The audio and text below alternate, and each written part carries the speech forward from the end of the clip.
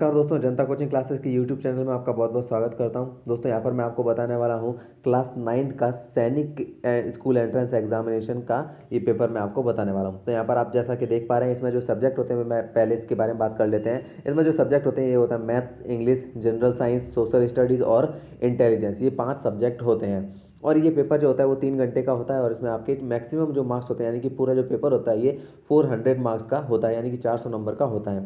अब इसमें जो है अलग अलग सेक्शन दिए जाते हैं और उस हिसाब से जो है इसमें नंबर्स को यानी कि मार्क्स को जो है डिवाइड किया जाता है। जैसा कि यहाँ पर आप देख पा रहे हैं इंस्ट्रक्शन में आपको दिया हुआ है, जो सेक्शन ए है इसमें आपके मैथमेटिक्स के क्वेश्चन पूछे जाते हैं और 50 क्वेश्चन होते हैं मैथमेटिक्स के। और हर एक क्वेश्चन 50 जो क्वेश्चन होते हैं उसमें हर एक क्वेश्चन 4 नंबर का होता है, 4 मार्क्स का होता है। तो इसके बेसिस पे जब हम देखेंगे तो 50 क्वेश्चन है मैथ्स के, वो 4 मार्क्स के होते हैं। तो यहाँ पर आपके टोटल 200 मार्क्स का जो है मैथ्स का पार्ट होता है। ये केवल मैथ्स के पेपर के मैथ्स के पार्ट की बात की है मैंने। उसके बाद आगे जो सेक्शन होता है ये होता है आपके सेक्शन जो है बी, जिसमें इंग्लिश, सेक्शन सी में आपके जनरल साइंस और सेक्शन डी में यहाँ पर सोशल स्टडीज़ और सेक्शन ई में यहाँ पर इंटेलिजेंस का टेस्ट होता है। इसमें जो है हर एक जो क्वेश्चन होते हैं ये 25 क्वेश्चन होते हैं, यानी कि section B, section C, section D और सेक्शन ई, इनमें हर एक क्वेश्चन जो है हर एक सेक्शन जो है वो 25 क्वेश्चन जिसमें पूछे जाते हैं और हर एक क्वेश्चन 2 मार्क्स का होता है। तो यहाँ पर 4 सेक्शन है, 25 क्वेश्चन है, तो उस हिसाब से 100 क्वेश्चन टोटल हो जाते हैं इन 4 सेक्शन के। और हर एक क्वेश्चन 2 नंबर का है, तो इसके हिसाब से यहाँ पर ये जो चारों पार्ट होते हैं ये 200 नंबर के होते हैं और मैथ्स का जो अकेला पार्ट है वो 200 नंबर का होता है। तो इस तरह से आपका जो पेपर होता है वो टोटल 400 मार्क्स का होता है। यहाँ पर मैं सभी क्वेश्चंस के आपको सॉल्यूशन बताऊंगा, तो आप वीडियो को पूरा जरूर देखिएगा। तो यहाँ पर मैं इसके सॉल्यूशंस आपको बताता हूँ। सबसे पहला यहाँ पर आप देख पा रहे हैं कि जो पार्ट है ये है मैथमेटिक्स का। पहला क्वेश्चन देखते हैं पहले। The value of -3/2 into 4/5 plus 9/5 into -10/3 -1/2 into 3/4। तो इसको सॉल्व करना है। तो सबसे पहले यहाँ पर 2 से 4 कैंसिल हो रहा है 2 टाइम, यहाँ पर आ जाएगा हमारे पास माइनस का 6/5। उसके बाद प्लस है और यहाँ पर 9/5 इंटू -10/3 है, तो यहाँ पर प्लस माइनस माइनस कर देते हैं पहले तो हम यहाँ पे। उसके बाद कैंसिल करते हैं, यहाँ पर 5 2 जा 10 हो जाएगा और यहाँ पर 3 3 जा 9 हो जाएगा, तो यहाँ पर आएगा हमारे पास 6। तो यहाँ पर मैं इसको 6/1 ले लेता हूँ। फिर माइनस है 1/2 इंटू 3/4, इसको मल्टीप्लाई करेंगे तो यहाँ पर आएगा 3 1 जा 3 और 2 4 जा 8, तो ये आ जाएगा। अब यहाँ पर इसका एलसीएम लेंगे तो इसका एलसीएम जो आएगा ये आएगा हमारे पास 40। अब एलसीएम जब यहाँ पर सॉल्व करेंगे तो 5 8 जा 40 होता है, 8 का 6 से मल्टीप्लाई करेंगे तो माइनस का 48 यहाँ पर आएगा माइनस। फिर यहाँ पर जब सॉल्व करेंगे तो 6 4 जा 24, तो 240 यहाँ पर आ जाएगा और यहाँ पर हमारे पास आ जाएगा 3 8 5 जा 40, 5 3 जा 15, यहाँ पर आ जाएगा 15। जब इसको ऐड करेंगे क्योंकि यहाँ पर तीनों ही जो माइनस के हैं तो इसको ऐड करेंगे तो यहाँ पर माइनस का 303 आएगा अपॉन में यहाँ पर हमारे पास 40 है, तो ये हमारा आंसर हो जाएगा।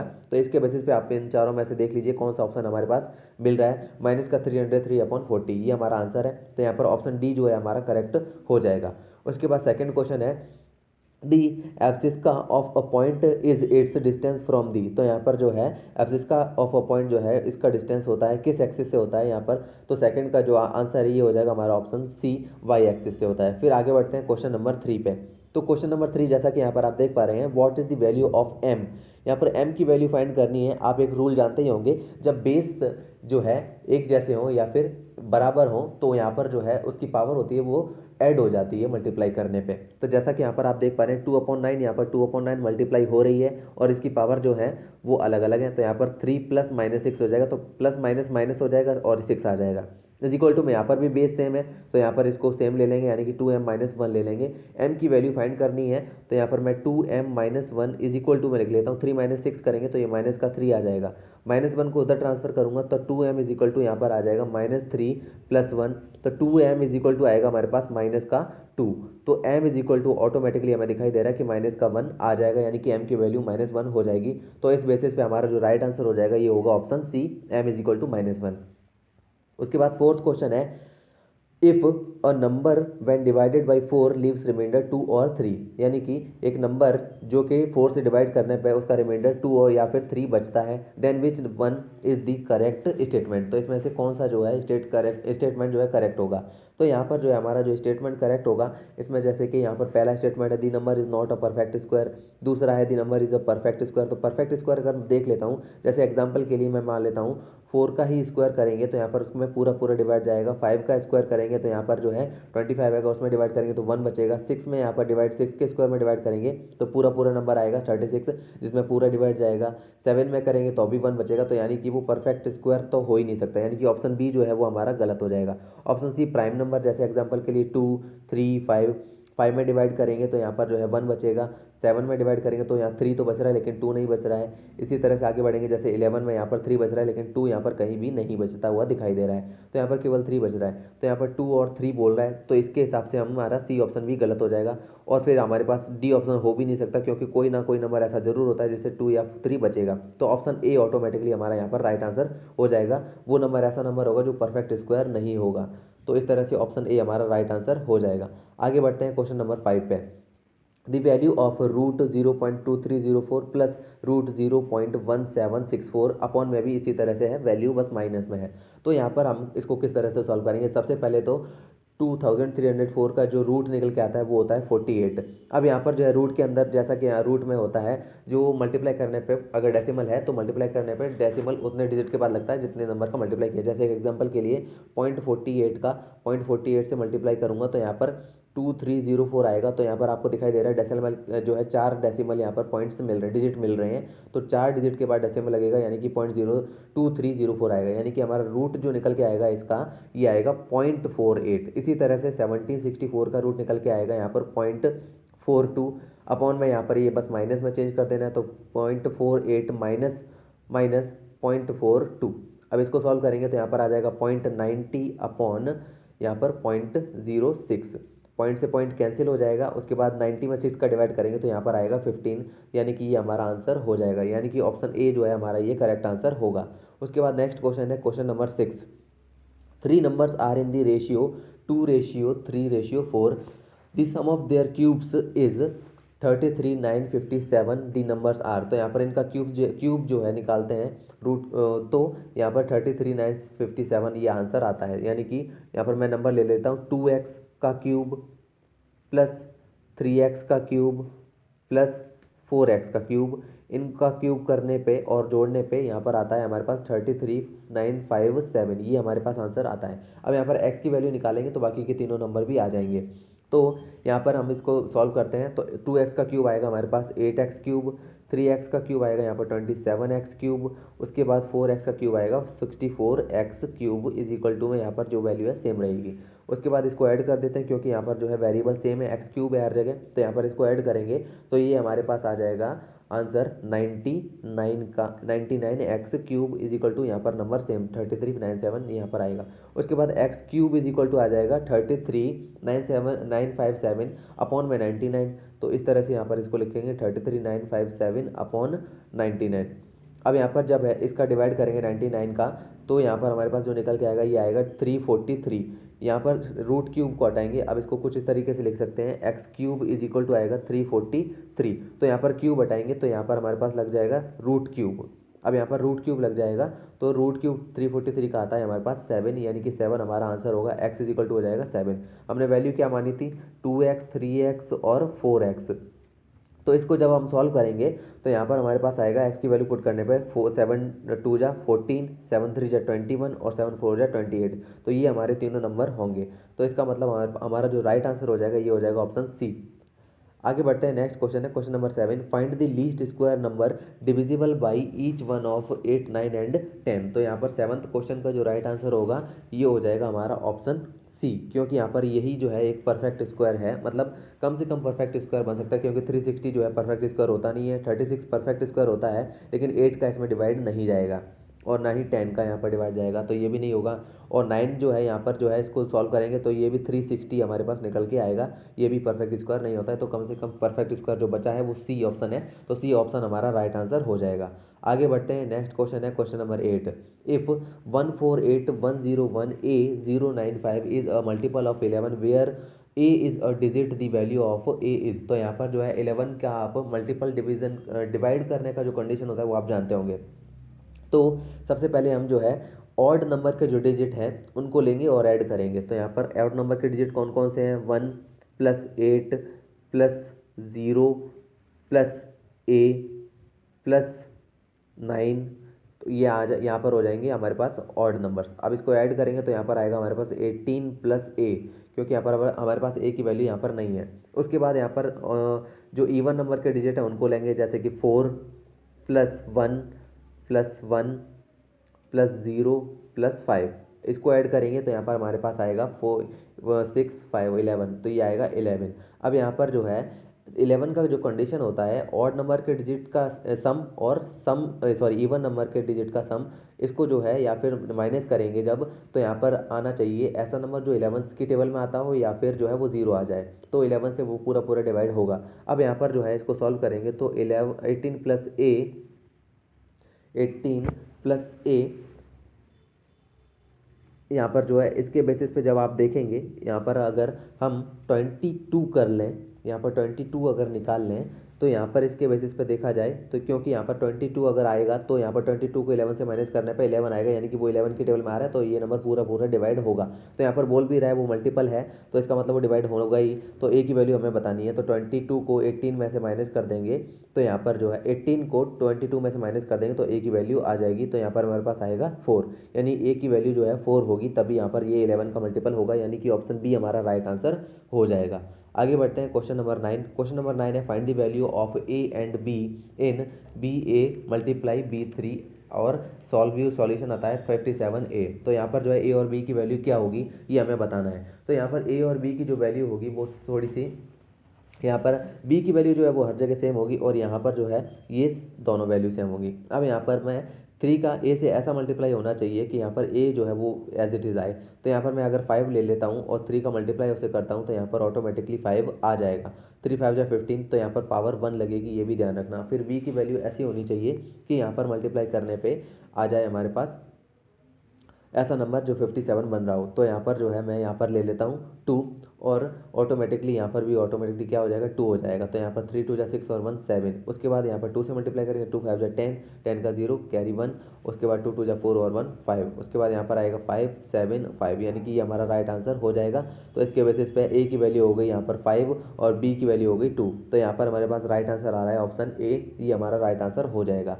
नेक्स्ट है question number 10, find the value of z for which the number 471z8 is divisible by 9। तो यहाँ पर 9 के लिए कंडीशन आप जानते ही होंगे कि वो डिवाइड कब होगा, तो यहाँ पर सम ऑफ डिजिट्स का जो है यहाँ पर होना चाहिए, यानी कि सम ऑफ डिजिट ऐसा नंबर होना चाहिए कि वो 9 की टेबल में आता हो। जैसे कि यहाँ पर कर लेते हैं 4 + 7 हो जाएगा यहाँ पर 11, 11 और 1 12, 12 और 8 हो जाएगा 20, और z की वैल्यू ऐसी होनी चाहिए कि यहाँ पर जो है उसको जब मैं ऐड करूँ तो यहाँ पर 27 जो है नज़दीकी नंबर बन रहा है, यानी कि 27 आना चाहिए। तो इसके बेसिस पे z = हो जाएगा 27 - 20, तो यहाँ पर आएगा 7, यानी कि z की वैल्यू हमारे पास 7 होगी, यानी कि आंसर हमारा 7 होगा। तो ऑप्शन सी हमारा राइट आंसर हो जाएगा। आगे बढ़ते हैं question number 11, if the area of an equilateral triangle is 64√3 centimetre square then the side of the triangle is. तो यहाँ पर एरिया ऑफ इक्विलेटरल ट्राइंगल हमें दिया हुआ है। तो एरिया ऑफ इक्विलेटरल ट्राइंगल का जो फॉर्मूला होता है ये होता है हमारे पास √3/4 इंटू a²। a² जो होती है वो a जो होती है वो साइड होती है, तो यहाँ पर जो है a मैंने साइड ले ली। एरिया हमें दिया हुआ है जो कि है 64√3। अब √3 से यहाँ पर √3 कैंसिल हो जाएगा और 64 का 4 से मल्टीप्लाई हो जाएगा, तो a² = आएगा हमारे पास 64 इंटू 4। स्क्वायर हटाएंगे तो यहाँ पर लग जाएगा हमारे पास √64 इंटू 4 का रूट, 64 का रूट आता है 8 और 4 का रूट आता है 12। तो a हमारे पास जो आंसर आएगा ये आ जाएगा हमारे पास 16 सेंटीमीटर, यानी कि इसकी जो साइड होगी वो 16 सेंटीमीटर होगी, यही हमें निकालने के लिए कह रहा है। तो हमारा जो आंसर हो जाएगा 16 सेंटीमीटर हो जाएगा, ऑप्शन सी हमारा राइट आंसर होगा। उसके बाद है क्वेश्चन नंबर 12, ये अच्छा क्वेश्चन है, आप ध्यान से देखिएगा इसको। तो 4m² - a² + 2ab - b² upon 2m + a - b। तो इसको किस तरह से सॉल्व करेंगे, तो यहाँ पर 4m² है, यहाँ इस वाले पार्ट में से इसमें से मैं जो है माइनस को कॉमन ले लेता हूँ। तो यहाँ पर 4m² यहाँ पर माइनस कॉमन ले लिया, तो ये बचा a² - 2ab - b²। अपॉन में जो है वो वैल्यू सेम रहेगी, यहाँ पर मैं नहीं लिख रहा हूँ, 2m plus a minus B ही रहेगा। उसके बाद मैं यहाँ पर क्या करूँगा, 4m स्क्वायर को स्क्वायर वैल्यू में चेंज कर दूंगा, यानी कि 2m का होल स्क्वायर बना दूंगा। और यहाँ पर ये फॉर्मूला आपको दिखाई दे रहा है, ये फॉर्मूला बन रहा है a माइनस बी का होल स्क्वायर। अपॉन में जो है वो वैल्यू सेम रहेगी, यानी कि 2m plus a minus B यही रहेगी। उसके बाद यहाँ पर आप देख पा रहे हैं ये बन गया ए स्क्वायर माइनस बी स्क्वायर का फॉर्मूला। तो इसको जब सॉल्व करेंगे तो ये कुछ इस तरीके से आएगा, यानी कि 2m plus a minus B, एक तो ये आ जाएगा यानी कि a प्लस बी, और दूसरा यहाँ पर आ जाएगा हमारे पास 2m minus a minus B, तो माइनस a प्लस बी हो जाएगा, क्योंकि यहाँ पर माइनस आने पे साइन चेंज हो जाते हैं। और अपॉन में जो वैल्यू है वही रखेंगे, यानी कि 2m plus a minus B, यानी कि अब 2m a plus a minus B और 2m a plus A minus B ये कैंसिल हो जाएंगे, और हमारा आंसर आ जाएगा 2m माइनस ए प्लस बी, यानी कि ऑप्शन के हिसाब से हमारा जो राइट आंसर हो जाएगा ये होगा ऑप्शन ए। उसके बाद आगे बढ़ते हैं question number 13। The ratio between the speeds of two train A and B is 3:5, यानी कि दो ट्रेन जो है उनका जो है स्पीड का रेशियो वो है 3:5 है। उसके बाद if train be run 300 kilometre in 4 hours the speed of train A will be. तो 13 क्वेश्चन जो है इसमें हमारा जो राइट आंसर हो जाएगा ये हो जाएगा ऑप्शन डी, 45 किलोमीटर जो है इसका राइट आंसर होगा। आगे बढ़ते हैं question number 14। 2 years ago, Dilip was 3 times as old as his son, and 2 years hence, twice his age will be equal to 5 times that of his son. The present age of son and Dilip are, तो इन दोनों की जो है present as क्या है। तो मान लेते हैं कि जो दिलीप की एज है वो x है और उसके सन की एज जो है वो y है। तो यहाँ पर इक्वेशन जो बनेगी वो कुछ इस तरीके से बनेगी, यानी कि 2 साल पहले जो है वो इस तरह से बनाएंगे इसकी एज, यानी कि 2 years अगो बोल रहा है, तो पहले यहाँ पर जो होगा वो 3 times ओल्ड है वो अपने बेटे से। तो इस तरह से होगा x minus 2 is equal to 3y minus 2, ये x और y जो है प्रेजेंट एज ली है। उसके बाद यहाँ पर हमसे कह रहा है कि 2 years आफ्टर, तो यहाँ पर जो है क्या कह रहा है कि equal to 5 times that of his son. तो उसके बाद जो पहले तो हम इसको सॉल्व कर लेते हैं। यहाँ पर आखिर में जो इक्वेशन बनेगी ये आएगी हमारे पास x minus 3y is equal to -4। उसके बाद यहाँ पर जो है आफ्टर 2 years, तो यहाँ पर हो जाएगा x plus 2 is equal to 5y plus 2, और यहाँ पर हो जाएगा 2 टाइम्स। तो उसके बाद इसको सॉल्व करेंगे तो हमारी इक्वेशन बनेगी 2x minus 5y is equal to 6। तो ये हो गई एक इक्वेशन पहली और ये हो गई इक्वेशन नंबर 2। अब मैं इसको जो है साथ में लिख के सॉल्व करता हूँ। तो यहाँ पर हमारे पास इक्वेशन है x minus 3y is equal to -4, और यहाँ पर हमारे पास दूसरी इक्वेशन है 2x minus 5y is equal to 6। अब यहाँ पर हम इसको इक्वल करेंगे, तो यहाँ पर मैं 2 का मल्टीप्लाई कर दूंगा यहाँ पर, तो यहाँ पर 2x जो है इक्वल हो जाएंगे और कैंसिल हो जाएंगे, तो y की वैल्यू निकल के आ जाएगी। तो यहाँ पर 2 का मल्टीप्लाई करूंगा तो ये तो हो जाएगा 8, ये हो जाएगा 6 और ये हो जाएगा 2x। तो यहाँ पर जो है साइन चेंज हो जाएंगे, ये हो जाएगा माइनस का, ये हो जाएगा प्लस का, ये हो जाएगा माइनस का, इससे इसको कैंसिल कर देंगे, ये हो जाएगा माइनस का y is equal to minus का 14, माइनस से माइनस कैंसिल हो जाएगा, y की वैल्यू आ जाएगी 14, यानी कि उसके सन की एज जो है वो 14 ईयर्स है। उसके बाद यहाँ पर जो है x की वैल्यू फाइंड करने के लिए या तो इक्वेशन 1 में या इक्वेशन 2 में आप y की वैल्यू पुट करेंगे तो x की वैल्यू निकल के आ जाएगी। तो यहाँ पर जो है मैं इसको पुट करता हूँ x minus 3y is equal to -4 में y की जगह। तो यहाँ पर आ जाएगा x माइनस 14 3 जा हो जाएगा 42 इज इक्वल टू -4। तो x इज इक्वल टू आ जाएगा -4 प्लस 42। तो यहाँ पर x इज इक्वल टू आएगा हमारे पास 38, यानी कि दिलीप की एज है 38 और उसके बेटे की एज 14 है। तो हमारा जो राइट आंसर हो जाएगा ये हो जाएगा हमारा ऑप्शन ए, क्योंकि उसके सन की एज है जो 14 है आई है और दिलीप की एज जो आई है वो 38 ईयर्स आई है। तो ऑप्शन ए हमारा राइट आंसर हो जाएगा। उसके बाद नेक्स्ट क्वेश्चन आता है question number 15। The probability of getting a 7 in a single throw of a dice is. तो यहाँ पर जो है प्रोबेबिलिटी जो होनी चाहिए एक डाइस को फेंकने पर जो 7 होनी चाहिए एक बार फेंकने पर, तो यहाँ पर पॉसिबिलिटी ये है क्योंकि तो 1 2 3 4 5 और 6 इसमें जो है पॉसिबिलिटी केवल ये 6 है, जबकि 7 जो है किसी भी तरीके से नहीं आ सकता है एक बार थ्रो करने पे। इसका मतलब हमारा जो आंसर होगा ये हो जाएगा ऑप्शन बी 0। नेक्स्ट क्वेश्चन है question number 16। A is income is 60% more than that of B. तो यहाँ पर आपका जो इक्वेशन बनेगा वो इस हिसाब से बनेगा कि यहाँ पर ये बोल रहा है कि ए की जो इनकम है वो बी से 60% ज़्यादा है। तो यहाँ पर ए की इनकम बी से, तो बी से हम करेंगे यहाँ पर 60% ज़्यादा है तो यहाँ पर 160 हो जाएगी यहाँ पर अपॉन 100, परसेंटेज में हमें निकालना है तो ये इक्वेशन बनेगी। उसके बाद यहाँ पर पूछ रहा है why what percent is B's income less than A, यानी कि बी की इनकम ए से कितना कम है। तो इसके लिए आप छोटी सी ट्रिक लगा सकते हैं। तो यहाँ पर बी इज इक्वल टू हो जाएगा, हमें 60% दिया हुआ है तो हमें 60 ले लेना है और अपॉन में डिवाइड हो जाएगा 160 अपॉन 100 का। तो कुछ इस तरीके से इक्वेशन बनेगी। तो 160 यहाँ पर अपॉन में आ जाएगा और 100 ऊपर चला जाएगा। तो इस तरह से यहाँ पर इसको आप सॉल्व करेंगे तो बी के लिए आंसर निकल के आ जाएगा। तो यहाँ पर इसको सॉल्व करते हैं, 0 से यहाँ पर 0 कैंसिल हो जाएगा, 2 8 जा यहाँ पर हो जाएगा 16 और 2 3 जा 6, यहाँ पर 4 से कैंसिल करेंगे तो 4 2 जा 8, ये हो जाएगा 25। तो यहाँ पर आपके आया 75 अपॉन 2, इसमें यहाँ पर डिवाइड करेंगे तो आपके आंसर आएगा 37.5%, यानी कि बी की इनकम ए से 37.5% कम होगी, यानी कि आपका राइट आंसर हो जाएगा ऑप्शन बी 37.5%। आगे बढ़ते हैं क्वेश्चन नंबर 17। क्वेश्चन नंबर 17 है by joining -3 2 -3 -3 and -3 4 which of the following is obtained. तो यहाँ पर आप इसको ग्राफ से समझ सकते हैं, बहुत इजी क्वेश्चन है अगर आप आसानी से इसको करना चाहते हैं। तो यहाँ पर ये है आपके x, ये है x डैश, ये है y, सॉरी ये है x, उल्टा हो गया यहाँ पर, माफ़ी चाहूँगा। तो यहाँ पर ये वाला है आपके y, ये है y डैश, ये है x और ये है x डैश। तो यहाँ पर जो डैश वाली वैल्यू है वो माइनस में होती है, आपको पता ही होगा। तो यहाँ पर ये जो भी है वो सब माइनस में होंगी, ये y की तरफ प्लस में होंगी। तो यहाँ पर आप एक्सिस देख पा रहे हैं कि यहाँ पर पहला दिया हुआ है -3, यानी कि x की तरफ -3 होगा और ये प्लस में 2।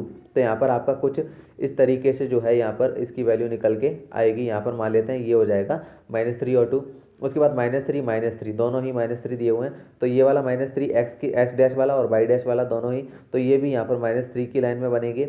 उसके बाद आ जाता है आपका -3 और 4, तो -3 x डैश वाला और y की तरफ यहाँ पर 4। तो कुछ इस तरीके से आपकी इक्वेशन बनेगी।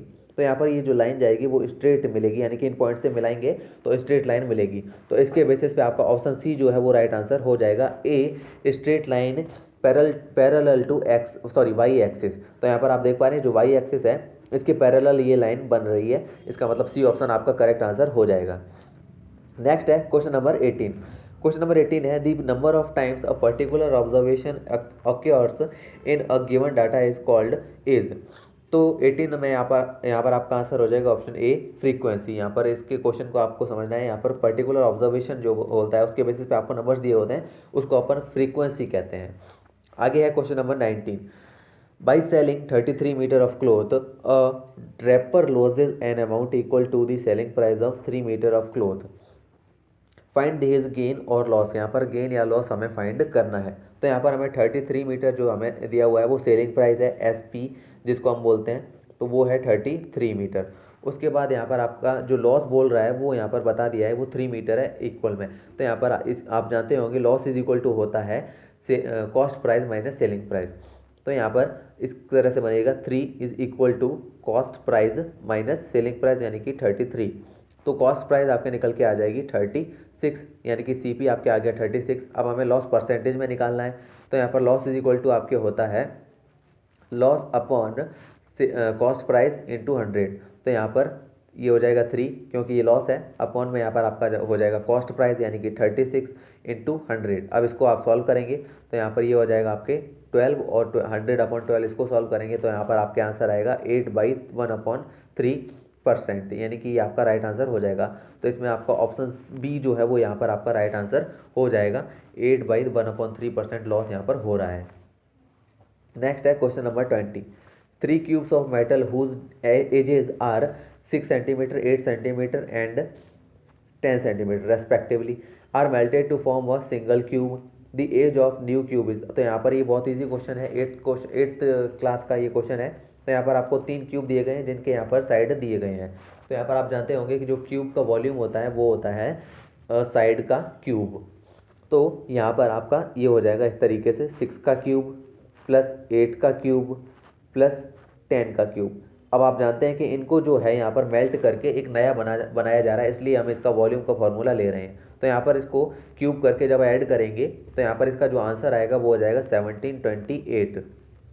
अब यहाँ पर नया जो क्यूब है उसकी एज हमें पूछी गई है, एज जो हमें इसकी पूछी गई है यानी कि साइड हमें पूछी गई है। तो आप जानते हैं कि side cube is equal to volume of cube is equal to side cube formula होता है। तो यहाँ पर हमारे पास जो निकल के आया है ये वो नया क्यूब बना है, उसका यहाँ पर वॉल्यूम निकल के आया है। हमें साइड चाहिए, तो side cube is equal to यहाँ पर आपके हो जाएगा 1728। क्यूब हटाएंगे तो यहाँ पर आपके लग जाएगा रूट 1728, और क्यूब रूट 1728 का होता है यहाँ पर आपके 12। इसके बेसिस पे यहाँ पर आपका जो आंसर आएगा, यानी कि जो नया क्यूब बना है उसका जो साइड होता है, एज जो होगा वो 12 सेंटीमीटर होगा। यानी कि आपका जो राइट आंसर हो जाएगा वो हो जाएगा ऑप्शन डी, 12 सेंटीमीटर। नेक्स्ट है question number 21। Find the single discount equivalent to two successive discounts of 20% and 10%। तो यहाँ पर 21 को किस तरह से सॉल्व करना है आप जानते हैं। यहाँ पर सक्सेसिव डिस्काउंट दिए जा रहे हैं, तो यहाँ पर 20% का हो जाएगा 80%, और यहाँ पर 10% का हो जाएगा 90%, यानी कि 90 अपॉन में यहाँ पर 100 आ जाएगा। ये एक शॉर्ट ट्रिक है। अब यहाँ पर जीरो से यहाँ पर दोनों जीरो कैंसिल हो जाएंगे, यहाँ पर आएगा आपके 72%। यहाँ पर आपको पूछ रहा है कि यहाँ पर फर्स्ट सिंगल डिस्काउंट क्या था, तो यहाँ पर इसको 100 में से आप माइनस कर दीजिए 72 को, तो यहाँ पर आपका आंसर आ जाएगा 28%, यानी कि आपका राइट आंसर हो जाएगा ऑप्शन सी, 28%। फिर है question number 22। Which of the following is not a case of direct variation. तो यहाँ पर 22 में यहाँ पर राइट आंसर हो जाएगा option B, more quantity of petrol is required to travel more distance with a fixed speed. Next है question number 23। Question number 23 है, if a plus B plus C is equal to 9 and A B plus B C plus C A is equal to 23। तो यहाँ पर पूछ रहा है value of A square plus B square plus C square equals to. तो यहाँ पर आप जानते होंगे इसका फॉर्मूला। यहाँ पर इसका फॉर्मूला होता है A plus B plus C का whole square is equal to होता है A square plus B square plus C square. ये फॉर्मूला होता है A square plus B square plus C square plus यहाँ पर 2 यहाँ पर बाहर लेके चलता हूँ, और यहाँ पर आएगा A B plus B C plus C A, ये आपके आता है। अब यहाँ पर हमें A square plus B square plus C square की वैल्यू पूछी जा रही है, और इसकी वैल्यू दी हुई है ए प्लस बी प्लस सी की, ये 9 दी हुई है, तो ये 9 का स्क्वायर हो जाएगा। ये वाला part A square plus B square plus C square same रहेगा, प्लस ये 2 into A B plus B C plus C A, इसकी वैल्यू भी हमें दी हुई है 23, तो 2 इंटू 23 हो जाएगा। अब इसकी वैल्यू हमें निकालनी है, तो ये यहाँ पर सेम रहेगा, इज इक्वल टू यहाँ पर 9 का स्क्वायर 81 आता है, और 2 इंटू 23 को ट्रांसफर कर देंगे तो ये प्लस का था माइनस का हो जाएगा, तो माइनस का 46 यहाँ पर आ जाएगा। 81 में से 46 को माइनस कर देंगे तो यहाँ पर आपका आंसर आ जाएगा 35, यानी कि इसके बेसिस पे आपका जो राइट आंसर हो जाएगा वो हो जाएगा ऑप्शन ए, 35। आगे बढ़ते हैं क्वेश्चन नंबर 24 की तरफ। तो क्वेश्चन नंबर 24 है, ऑन डिवाइडिंग 200 इंटू 2 पार्ट्स, यानी कि 200 को 2 पार्ट्स में डिवाइड किया जाता है। 1/3 of the first part and 1/2 of the second part are equal, यानी कि 200 के यहाँ पर जब आप फॉर्मेशन करेंगे तो यहाँ पर उसके फर्स्ट पार्ट का 1/3 और सेकेंड पार्ट का 1/2 जो है वो इक्वल है। The larger of the part is, तो यहाँ पर इसमें से लार्जर कौन है, तो यहाँ पर हमें इसको इस तरह से कर लेना है, 1/3x plus 1/2x is equal to 200। इसको डिवाइड किया जा रहा है ना, और बाकी का यहाँ पर जो बचेगा उसको हमें लेना ही नहीं है। उसके बाद यहाँ पर आपके आ जाता है, इसको जब एलसीएम से सॉल्व करेंगे तो ये आ जाएगा 6, यहाँ पर आ जाएगा 2x प्लस यहाँ पर आ जाएगा 3x इज इक्वल टू 200। यहाँ पर 2x प्लस 3x हो जाएगा 5x, तो 5x upon 6 into is equal to 200। यहाँ पर क्रॉस मल्टीप्लाई करेंगे तो 5x इज इक्वल टू यहाँ पर आपके आ जाएगा 6 इंटू 200, यानी कि 1200, और x इज इक्वल टू यहाँ पर जब 5 का डिवाइड में चला जाएगा तो यहाँ पर आ जाएगा आपके 240। तो x इज इक्वल टू 240 आ गया। अब 240 का यहाँ पर 1/3 निकाल दीजिए, तो यहाँ पर आपके आ जाएगा 1/3 इंटू 240, तो ये आपके आ जाएगा 80, और 1/2 इंटू 240, तो ये आपके आ जाएगा 120। तो इस तरह से यहाँ पर बड़ा वाला पार्ट हो गया 1/2 वाला, तो इस तरह से यहाँ पर 120 जो है यहाँ पर राइट आंसर हो जाएगा, बी ऑप्शन यहाँ पर आपका राइट आंसर होगा। फिर है क्वेश्चन नंबर 25।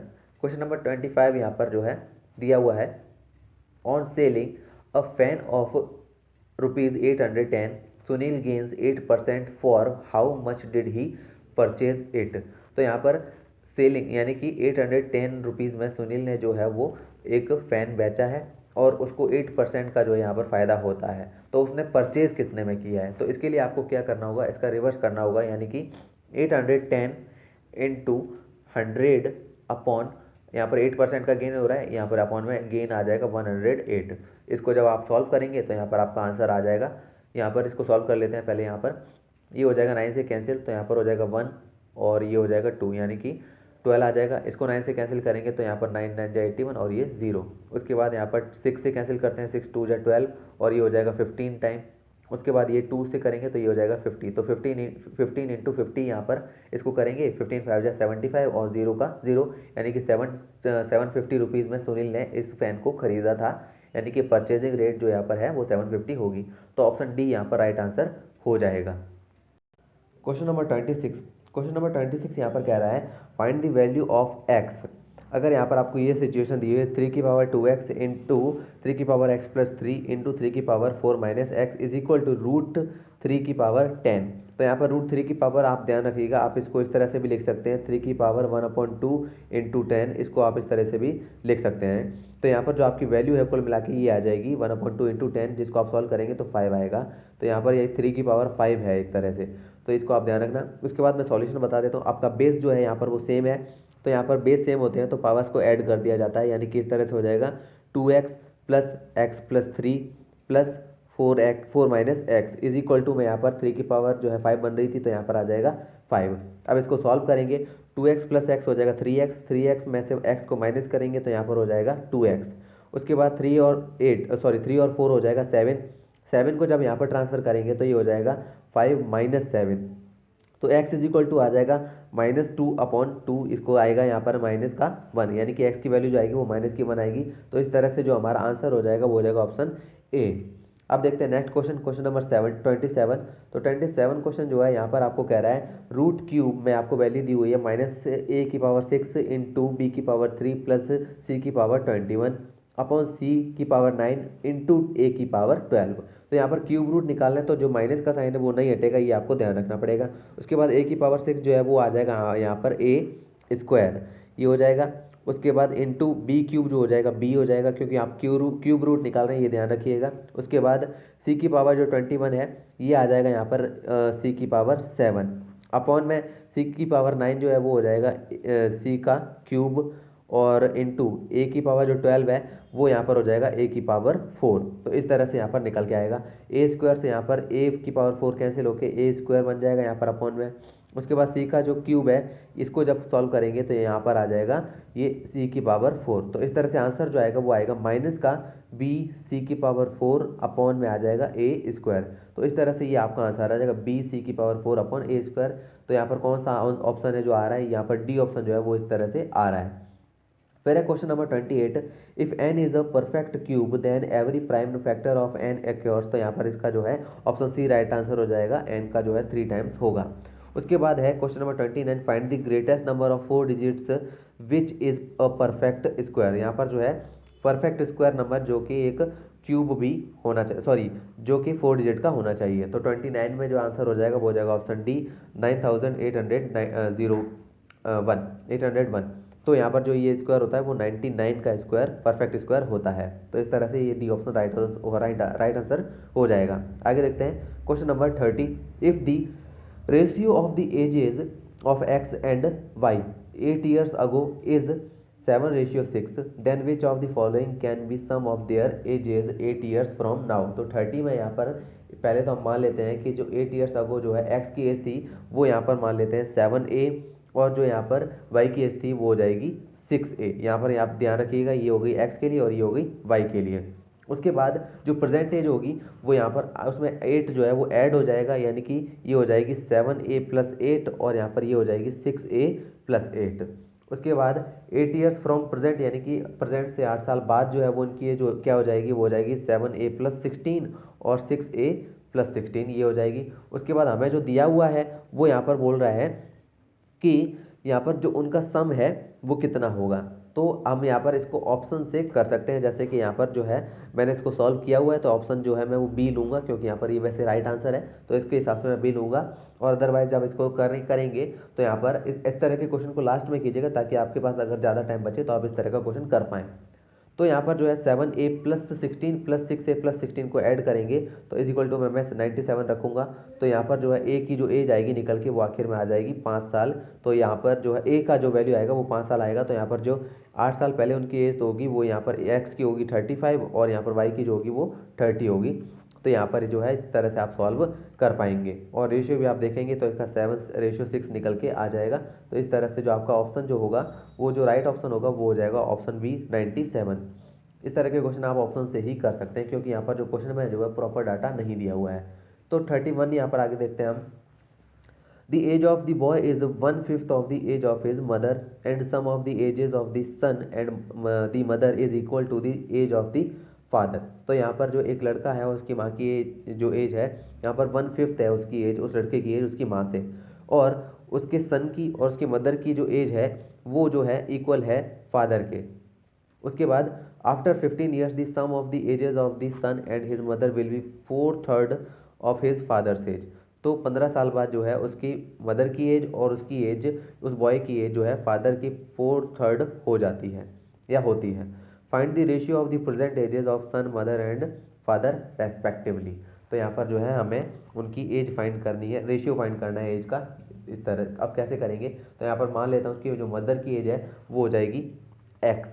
उसके बाद बॉय की एज हो जाएगी ऑटोमेटिकली x/5, और फादर की एज जो हो जाएगी वो हो जाएगी 6x/5। अब यहाँ पर जो है मैं क्या करूँगा, x plus x/5 plus 6x/5 sorry x/5 plus 15 is equal to 4/3 into 6x/5। इस तरह से जो है इक्वेशन बनाऊंगा। तो यहाँ पर जो है x है, तो x/5 प्लस 15 है, क्योंकि 15 साल बाद की बात कर रहा है। तो इस हिसाब से जब इसको सॉल्व करूंगा तो यहाँ पर जो x की वैल्यू निकल के आएगी, इसको आप खुद से सॉल्व करने की कोशिश कीजिएगा, तो जो x की वैल्यू निकल के आ जाएगी वो आ जाएगी 75। यानी कि मदर की एज जो है वो जो 75 है, तो बॉय की एज जो है वो यहाँ पर 15 हो जाएगी, और फादर की एज जो है वो 90 हो जाएगी। तो इस तरह से यहाँ पर जो है इसका आंसर होगा। तो इसके बेसिस पे हमारा जो राइट आंसर हो जाएगा, यहाँ पर इनका जब रेशियो निकालेंगे तो उसके हिसाब से जो राइट आंसर होगा वो हो जाएगा ऑप्शन सी 1:5:6। फिर आगे देखते हैं question number 32। The ratio of the income of P and Q is 5:4। The ratio of expenditure is 4:3। The saving of P is more than that of Q by 16/2/5%। What percent of his income does P spend. तो यहाँ पर 32 का जो answer हो जाएगा वो यहाँ पर हम इसको जो है वो निकालना है, P का जो है इनकम कितना होगा परसेंट में, ये हमें बताना है। तो यहाँ पर मैं मान लेता हूँ P की जो एज, P और Q की जो इनकम है वो यहाँ पर 5x और 4x है, और उसका एक्सपेंडिचर है वो हो जाएगा 4y और 3y। ये ऑटोमेटिकली आप क्वेश्चन से समझ पा रहे हैं, यहाँ पर रेशियो की बदौलत मैं इसको कर रहा हूँ। फिर आगे यहाँ पर देखते हैं कि इनकी जो सेविंग होगी वो क्या होगी, एक्सपेंडिचर माइनस जो है यहाँ पर इनकम माइनस एक्सपेंडिचर। तो यहाँ पर हो जाएगा P के लिए 5x माइनस 4y और Q के लिए 4x माइनस 3y। अब इसको सॉल्व करेंगे तो कुछ इस तरह से क्वेश्चन बनेंगे, क्योंकि P के लिए वैल्यू निकालनी है। तो 5x minus 4y is equal to 4x minus 3y का यहाँ पर जो हम क्या कर देंगे 1 प्लस 50/3 इंटू 100। ये जो है इक्वेशन इस तरह से बनेगी। अब इसको जब सॉल्व करेंगे इस पूरी इक्वेशन को, इस वाली इक्वेशन को, तो हमारा जो आंसर आएगा निकल के, यानी कि जो लास्ट में वैल्यू आएगी वो आएगी 2x is equal to 3y। अब हमें यहाँ पर y की वैल्यू चाहिए, क्योंकि यहाँ पर हमने जो है इसको लिया है एक्सपेंडिचर। तो y इज इक्वल टू हो जाएगा 2/3x, ये निकल के आएगा। उसके बाद जब यहाँ पर हम y की वैल्यू को पुट करेंगे यहाँ पर रिक्वायर्ड परसेंटेज के लिए, तो यहाँ पर जो है 4y/5x में पुट करेंगे। ये हो जाएगा इस तरह से 4y/5x इंटू 100। अब हमने जो y की वैल्यू निकाली थी वो थी 2/3x, तो यहाँ पर y की जगह पुट कर देंगे। तो ये यहाँ पर कुछ इस तरीके से बनेगा 4/5x इंटू 2/3x इंटू 100। यहाँ पर x से x कैंसिल हो जाएगा और बाकी की वैल्यू भी जो है यहाँ पर सॉल्व हो जाएंगी। तो यहाँ पर आ जाएगा इस तरह से, जो हमारा लास्ट में जो आंसर आएगा वो कुछ इस तरीके से आ जाएगा। वैसे यहाँ पर जो है ये कुल मिला के आ रहा है 160/3। अब यहाँ पर इसका आंसर जो आएगा वो आ जाएगा 53/1/3%, यानी कि P के लिए जो है वैल्यू इस तरह से आएगी, यानी कि ऑप्शन बी जो है हमारा राइट आंसर हो जाएगा। फिर है क्वेश्चन नंबर 33। क्वेश्चन नंबर 33 है Mohan invested a sum of Rs 12,500 at 12% per annum compound interest. He received an amount of rupees 15,680 after x year, then the value of x is. यानी कि हमें जो time है वो फाइंड करना है। तो यहाँ पर हमारा जो अमाउंट है वो हमको मिल रहा है 15,680 इज इक्वल टू में जो फॉर्मूला होता है वो लगाएंगे, यानी कि प्रिंसिपल यानी कि 12,500 ब्रैकेट में 1 प्लस आर अपॉन 100 होता है। आर हमें जो है 12% दिया हुआ है, अपॉन में 100, और टी की वैल्यू हमें फाइंड करनी है। अब यहाँ पर इसको आप इधर भेज दीजिए ताकि हम इसको सॉल्व कर सकें। तो ये जो है पहले तो 0 से 0 कैंसिल हो जाएगा, उसके बाद यहाँ पर जो है आप इसको जो है 2 से कैंसिल कर सकते हैं। तो ये 2 से कैंसिल करेंगे तो 784 आएगा, और ये 2 से कैंसिल होगा तो 625 आएगा। तो यहाँ पर हो जाएगा 784 अपॉन 625 इज इक्वल टू 20, यहाँ पर इसको भी सॉल्व कर देते हैं। 4 3 12 और ये 25 हो जाएगा, तो ये आ जाएगा 28 अपॉन 25 की पावर टी। तो अब यहाँ पर 784 और 625 जो स्क्वायर होता है, ये होता है 28 का स्क्वायर 784, और 625 होता है 725 का स्क्वायर। तो यहाँ पर इनका होल स्क्वायर बन जाएगा। इज इक्वल टू में हमें 28 अपॉन 25 का जो है पावर टी दी हुई है। यहाँ पर देखिए अब बेस सेम बन चुका है, तो यहाँ पर टी की वैल्यू जो है वो ऑटोमेटिकली 2 हो जाएगी, यानी कि टाइम जो है 2 ईयर्स का हो जाएगा। तो इस तरह से जो हमारा आंसर हो जाएगा वो हो जाएगा ऑप्शन डी। आगे बढ़ते हैं, question number 34। Find the compound interest on ₹1,25,000 for 9 months at 8% per annum compounded quarterly. तो 38 में जो है कुछ चेंजेस हैं इस क्वेश्चन में, जैसे कि प्रिंसिपल है वो चेंज होता नहीं है, लेकिन टाइम जो हमें यहाँ पर क्वार्टरली में दिया हुआ है, तो यहाँ पर हम क्वार्टरली के हिसाब से जो है इसको 9 मंथ्स को जो है हम 3 ईयर्स लेके चलेंगे, क्योंकि यहाँ पर क्वार्टरली कह रहा है, तो यहाँ पर टाइम जो है 3 ईयर्स का हो जाएगा। और यहाँ पर जो आर की वैल्यू यानी कि रेट जो है वो हाफ हो जाती है, यानी कि यहाँ पर जो है वो भी 3 टाइम कम हो जाएगी, यानी कि 2% हो जाएगी। तो इस तरह से इसको सॉल्व करेंगे। अब यहाँ पर जो है प्रिंसिपल 1,25,000 ब्रैकेट 1 प्लस 2 अपॉन 100 की पावर 3, इस तरह से होगा। तो यहाँ पर इसको जब सॉल्व करेंगे तो यहाँ पर हमारे पास जो अमाउंट निकल के आएगा वो लास्ट में एट लास्ट हमारे पास, जब इसको आप सॉल्व करके देखिएगा तो अमाउंट आएगा 1,32,651। अब हमें यहाँ पर क्या कह रहा है कि कंपाउंड इंटरेस्ट फाइंड करने के लिए कह रहा है। यहाँ पर हमारे पास अभी आया है अमाउंट, तो कंपाउंड इंटरेस्ट यानी कि CI इज इक्वल टू होता है अमाउंट माइनस प्रिंसिपल। तो अमाउंट ये है और प्रिंसिपल जो है 1,25,000 है, तो इसको माइनस करेंगे इससे, तो यहाँ पर आ जाएगा 7,651। तो कंपाउंड इंटरेस्ट इतना निकल के आएगा, यानी कि हमारा जो आंसर होगा वो हो जाएगा ऑप्शन बी 7,651। अब आगे बढ़ते हैं, क्वेश्चन नंबर 35। क्वेश्चन नंबर 35 है यहाँ पर हमारा, pipe A can fill a tank 12 hours and pipe B can empty the tank in 18 hours. यानी कि पाइप ए जो है वो 12 घंटे में एक टैंक को भरता है, जबकि पाइप बी जो है वो 18 घंटे में खाली कर देता है। Both pipes are opened at 6 AM and after some time pipe B is closed and tank is full at 8 PM। यहाँ पर जो है दोनों को एक साथ 6 बजे खोला जाता है सुबह, और उसके कुछ देर बाद पाइप बी को जो है वो यहाँ पर बंद कर दिया जाता है 8 बजे। At what time was the pipe B closed. तो किस टाइम जो है यहाँ पर ये कह रहा है कि after some time pipe B को क्लोज कर दिया जाता है, और पूरा टैंक जो है फुल होता है वो 8 बजे होता है। तो पाइप बी को जो है किस टाइम क्लोज किया गया ये पूछ रहा है। तो टैंक जो है यहाँ पर हम जो टाइम लेते हैं वो अपॉन में लेते हैं 1 आवर के हिसाब से। तो यहाँ पर जो है पाइप ए जो है वो भर रहा है यहाँ पर 1/12 आवर्स में, और पाइप बी जो खाली कर रहा है वो 1/18 आवर्स में। तो इसके हिसाब से चलेंगे हम। तो अब यहाँ पर जो है ए जो है यहाँ पर इसको भर रहा है लगभग 14 आवर्स में, 6 से 8 बजे तक इसके हिसाब से। तो ए इज इक्वल टू भर रहा है 1/14। तो यहाँ पर जो है 1/14 जो है, अब इसको यहाँ पर 12 से मल्टीप्लाई कर देंगे तो ये हो जाएगा 14/12, इसके हिसाब से आएगा 7/6। ये आया केवल ए के लिए। अब बी के लिए जो आएगा यहाँ पर हम मान लेते हैं कि बी जो है इसको खाली कर रहा है एक्स टाइम में, तो ये हो जाएगा x/80। अब यहाँ पर जो है हम क्या करेंगे, 7/6 माइनस यहाँ पर खाली कितना कर रहा है वो, और इज इक्वल टू 1। अब इसको जब सॉल्व करेंगे तो हमारी जो x की वैल्यू निकल के आएगी वो आ जाएगी यहाँ पर 3 आवर्स, यानी कि पाइप को जो है यानी कि पाइप बी को जो है वो 3 घंटे बाद बंद कर दिया जाता है, यानी कि 9 बजे के आसपास बंद कर दिया जाता है। 9 AM पे उसको बंद कर दिया जाता है, यानी कि आंसर 9 AM हो गया। तो ऑप्शन सी हमारा राइट आंसर हो जाएगा। Question number 36, a car covers 300 kilometers at a constant speed. If its speed was 10 kilometer per hour more, it would have taken 1 hour less to travel the same distance. Find the speed of the car. तो car की speed find करनी है, distance हमें दिया हुआ है 300 kilometre, time हमें find करना है, और स्पीड यहाँ पर हम मान लेते हैं x।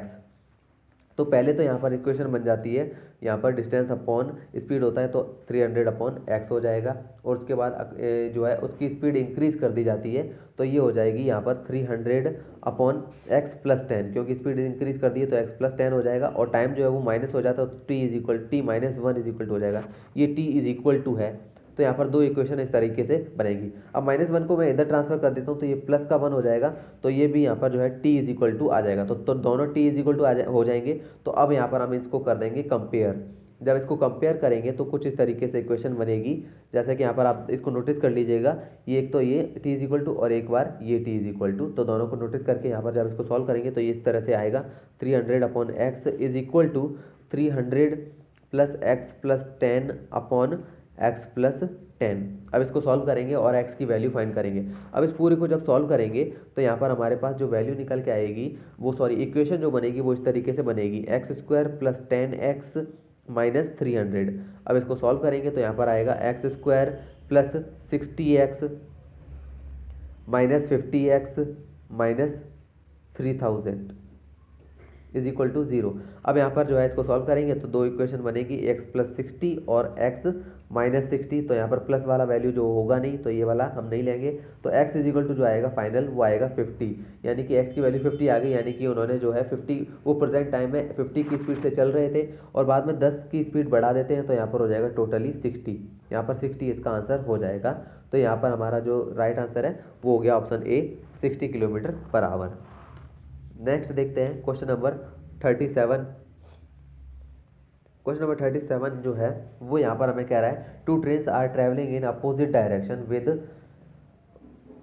Speed of 25 metre per second and 30 metre per second respectively if the length of one train is 300 metre and that of the other train is 250 metre then find the time taken by the trains to cross each other. तो जो है दोनों एक दूसरे को cross करने में कितना टाइम लेंगी, तो इसके लिए शॉर्ट फार्मूला होता है length of the both train और अपॉन में speed of the both train. तो यहाँ पर ये दो चीज़ें यहाँ पर हम करेंगे। तो length of the both train जो है वो हो जाएगी 300 प्लस 250 मीटर, तो ये हो जाएगा यहाँ पर हमारे पास 550, और अपॉन में यहाँ पर जो है दोनों की स्पीड तो 25 और 30 ये हो जाएगा हमारे पास 55। तो इसको जब सॉल्व करेंगे तो यहाँ पर आ जाएगा हमारे पास 10, यानी कि 10 सेकेंड्स में वो एक दूसरे को क्रॉस कर लेंगी। इसके बेसिस पे हमारा जो राइट आंसर हो जाएगा वो हो जाएगा ऑप्शन बी। आगे बढ़ते हैं क्वेश्चन नंबर 38। क्वेश्चन नंबर 38 है the sum of the digits of a 2 digit number is 9। ठीक है, if 27 is subtracted from the number then the digits get reverse find the number. तो 38 में जो है इसको जब सॉल्व करेंगे तो यहाँ पर हमारा जो आंसर आ जाएगा वो हो जाएगा ऑप्शन डी 63। यहाँ पर इसको जो है ऑप्शन से कर सकते हैं क्योंकि यहाँ पर जो है 9 इनका टोटल आ रहा है। अब यहाँ पर सारे नंबर ऐसे ही दिए गए हैं, लेकिन अब यहाँ पर अब दो चीज़ें आप नोटिस कर सकते हैं कि एक तो यहाँ पर पहले से ही कह रहा है कि 27 आता है जब उसके नंबर को रिवर्स कर दिया जाता है, तो 81 में यहाँ पर 18 बनेगा रिवर्स करने पे, तो माइनस करने पे 27 नहीं आएगा, जबकि 72 में भी सेम ऐसा ही होगा। यहाँ पर इसको रिवर्स करने पे 27 बनेगा लेकिन माइनस करने पे 27 नहीं बनेगा। 36 में हो जाएगा, यहाँ पर रिवर्स करेंगे तो 63 बनेगा, तो 36 में से 63 को माइनस करेंगे तो माइनस का 27 आएगा, लेकिन 63 में जो है यहाँ पर 36 बनेगा और 63 में से 36 को माइनस करेंगे तो 27 जो है वो आएगा सब्ट्रैक्ट करने पर। तो इसका मतलब डी ऑप्शन यहाँ पर राइट आंसर हो जाएगा। आगे देखते हैं question number 39। There are some 4 wheelers and 6 wheelers in a garage. The total number of wheels of these vehicles is 120. The number of 4 wheelers is 3/2 times the number of 6 wheelers. तो यहाँ पर जो है वो 4 व्हीलर जो है वो 3/2 times है 6 व्हीलर्स की।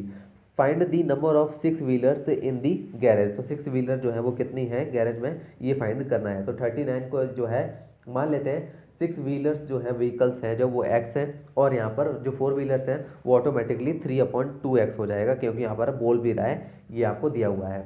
फिर उसके बाद यहाँ पर हम क्या कर देंगे, जो 6 व्हीलर्स हैं वो x है तो यहाँ पर 6 × x हो जाएगा, प्लस 3/2x इंटू वो 4 व्हीलर्स है तो 4 हो जाएगा, इज इक्वल टू टोटल है यहाँ पर 120 इन दोनों का मिला के। तो यहाँ पर इसको जब सॉल्व करेंगे तो ये हो जाएगा हमारे पास 6x प्लस 6x ये हो जाएगा 12x। तो x की वैल्यू जो निकल के आएगी वो आ जाएगी हमारे पास 10। तो इसका मतलब x की जो व्हीकल्स है यानी कि 6 व्हीलर्स जो है वो हमारे पास 10 है, यानी कि ऑप्शन डी हमारा राइट आंसर हो जाएगा। आगे देखते हैं question number 40, what is the minimum interior angle possible for regular polygon. तो इसका आंसर हो जाएगा सिंपल सा है, ए हो जाएगा 60 डिग्री इसका आंसर होता है। 41 question, what is the number of diagonals in a hexagon. तो 41 में आंसर हो जाएगा option C 9। Question number 42, in the adjacent figure the bisectors of angle A and angle B meet at a point P if C angle C is equal to 100 and angle D is equal to 60, find the measure of A P B. तो यहाँ पर A P B हमें find करना है। तो यहाँ पर जो है पॉलीगॉन जो होता है उसमें ये पॉलीगॉन, ये वाला जो डायग्राम आप देख पा रहे हैं, तो यहाँ पर इस लाइन के बेसिस पे जो एंगल बनता है वो दोनों का ऐड करके वो बनता है 180 डिग्री का। यहाँ पर भी इसी तरह से होगा। अब इसको सॉल्व किस तरीके से करेंगे, तो एंगल डी और एंगल ए है वो 180 डिग्री होगा, तो एंगल डी अगर 60 डिग्री है तो एंगल ए 120 डिग्री हो जाएगा। इसी तरह से एंगल सी जो है यहाँ पर हमें दिया हुआ है 100 डिग्री, तो एंगल बी हो जाएगा यहाँ पर हमारे पास 80 डिग्री। इसका मतलब चारों एंगल हमारे पास आ चुके हैं। अब यहाँ पर जो है हम इसको क्या करेंगे, ये बाइसेक्ट कर रहा है एंगल ए और एंगल बी को, जो पी ये वाली लाइन जो आप देख रहे हैं ये बाइसेक्ट कर रहा है। अब यहाँ पर बाइसेक्ट करने की वजह से ये हाफ हो जाएगा, यानी कि ये 120 डिग्री का ये हो जाएगा 60 और ये वाला जो हो जाएगा 40। तो यहाँ पर 60 + 40 हो गया 100, और तो एंगल ये वाला जो हमारे पास आएगा वो हो जाएगा 80 डिग्री का, यानी कि जो पी एंगल है, ये जो एंगल ए पी भी निकल के आएगा वो 80 डिग्री का निकल के आएगा। ऑप्शन डी यहाँ पर राइट आंसर हो जाएगा। आगे बढ़ते हैं question number 43, a square and a rectangle each have a perimeter of 40 metre. तो 43 में जो है यहाँ पर दोनों ही क्या है, इनके जो पेरीमीटर है वो 40 मीटर है। The difference between areas of the two figures is 9 metre square. तो दोनों का जो एरिया है उनका डिफरेंस 9 मीटर स्क्वायर है। और what are the possible dimensions of the rectangle. तो रेक्टेंगल के जो है पॉसिबल डायमेंशंस क्या हो सकते हैं। तो यहाँ पर इसको भी आप ऑप्शन से कर सकते हैं, ऑप्शन वाइज भी कर सकते हैं इसको। तो ऑप्शन सी तो है वो ऑटोमेटिकली यहाँ पर नहीं होगा, क्योंकि इससे पेरीमीटर कहीं भी जो है 40 मीटर निकल के नहीं आएगा, क्योंकि ये वैल्यू पहले से ही बहुत बड़ी है। उसके बाद यहाँ पर 3 ऑप्शन हमारे पास बचते हैं, जिसमें से यहाँ पर जो है 14 और 6 20 हो जाएगा। लेकिन यहाँ पर जो है इसको जब आप सॉल्व करेंगे तो इसको एक दो तरीके हैं यहाँ पर इसको करने के। एक तो ये कि यहाँ पर जो इसको जब आप टोटल करेंगे रेक्टेंगल के लिए, तो पहले इसका पेरीमीटर तो यहाँ पर आपके पास 40 मीटर आ जाएगा, जबकि यहाँ पर हमें ये कह रहा है कि दोनों के जो पेरीमीटर है वो 40 ही है। अब यहाँ पर ये तीनों से आ रहे हैं यहाँ पर पेरीमीटर 40 मीटर। अब इसमें आपको करना क्या है, एक्चुअली में यहाँ पर जो है एरिया ऑफ रेक्टेंगल जो है वो 91 होना चाहिए, या फिर यूँ कहें कि इनका जो डिफरेंस है वो हमारे पास जो निकल के आना चाहिए वो तकरीबन जो है वो कुछ इस तरीके से होना चाहिए, जैसे कि यहाँ पर इनका डिफरेंस जो है वो 9 मीटर स्क्वायर का, एरिया का डिफरेंस 9 मीटर स्क्वायर का आए। अब यहाँ पर जो साइड की जो डिटेल होगी वो कुछ इस तरीके से होगी। साइड क्योंकि यहाँ पर हमारे पास जो है पहले से ही बोला हुआ है 40 मीटर है, तो साइड जो निकल के आएगी वो 10 आ जाएगी स्क्वायर की, 10 मीटर। तो यहाँ पर पेरीमीटर से साइड निकाल सकते हैं। उसके बाद जो है इसको नोटिस कीजिए, साइड का स्क्वायर होता है 100, यानी कि जो स्क्वायर है उसका एरिया 100 आ जाएगा। उसके बाद रेक्टेंगल का एरिया फाइंड करेंगे, तो इससे हमारे पास रेक्टेंगल का एरिया आएगा 91, इससे हमारे पास जो एरिया आएगा वो 84, इससे आएगा 75। अब यहाँ पर इनका डिफरेंस जो है वो 9 मीटर स्क्वायर है, जबकि यहाँ पर इसका इससे डिफरेंस 25 आ रहा है, इससे डिफरेंस 16 आ रहा है, और यहाँ पर इससे आ रहा है 9, यानी कि ये वाला ऑप्शन हमारे दोनों राइट हो जाएंगे। तो इसके बेसिस पे ऑप्शन ए जो है यहाँ पर राइट आंसर होना चाहिए, तो option A he right answer होगा।